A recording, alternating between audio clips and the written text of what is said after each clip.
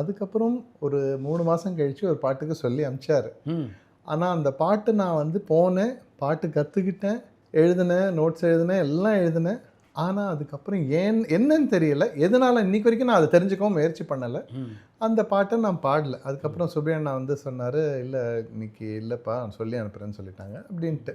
அது என்னன்னு தெரியல. அப்புறம் சரி இவ்வளோதான் பக்கத்தில் வந்துட்டு போயிடுச்சு அப்படின்னு ரொம்ப எனக்கு ஒரு மாதிரி இருந்தது. பட் இதெல்லாம் சகஜம். பை த டைம் எனக்கு மனசு கொஞ்சம் ஆல்ரெடி இந்த சினிமாக்கு டிசப்பாயின்மெண்ட்ஸ்க்கு பழக ஆரம்பிச்சிருந்தது.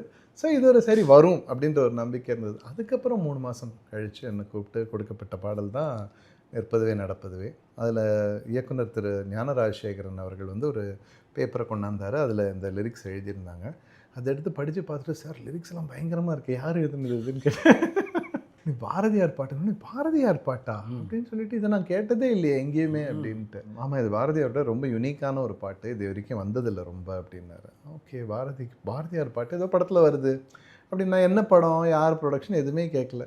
அப்புறம் வந்து சொன்னாங்க, பாரதியார் பற்றி பயோபிக் இது, அவருடைய வாழ்க்கை வரலாறு எடுக்கிற படம் இது, அதில் பாட போகிறோன்னு எனக்கு என்னடா ராஜா சார் மியூசிக்கில் பாரதிக்கே பாட போகிறோமா அப்படின்னு சொல்லி ரொம்ப இதுவாக இருந்தது. அந்த பாட்டில் டியூன் கற்றுக்க ஏற்பாடு பண்ணார். அப்புறம் சுந்தரராஜன் சார்னு ஒருத்தர் அசிஸ்டண்ட் இருப்பார், அவர் தான் சொல்லி கொடுத்தாரு.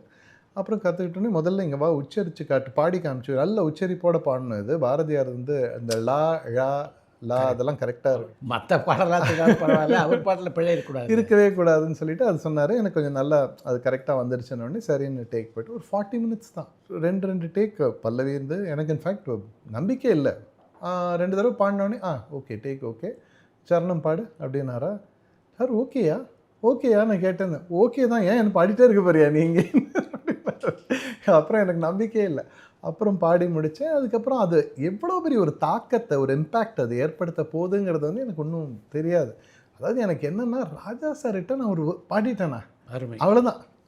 எனக்கு வந்து லைஃப்பில் அதுவே பெரிய ஒரு விருது வாங்கின அளவுக்கு ஆயிடுச்சு. ஏன்னா அவரோட மியூசிக்கை கேட்டு வளர்ந்தோம், அவரோட அவ்வளோ அட்மிரேஷன் எல்லாருக்குமே இருக்கும். அந்த மாதிரி எனக்கும் ஒரு அட்மிரேஷன். ஸோ அவர்கிட்ட பாடியாச்சுன்னு வந்தாச்சு. அதுக்கப்புறம் வந்து அந்த படம் வந்து ரிலீஸ் ஆன புதுசில் ஃபஸ்ட்டு அந்த ஆடியோ ரிலீஸ் ஆன உடனேவே இந்த பாட்டை நல்லா ஒரு பரபரப்பாக பேச ஆரம்பிச்சது.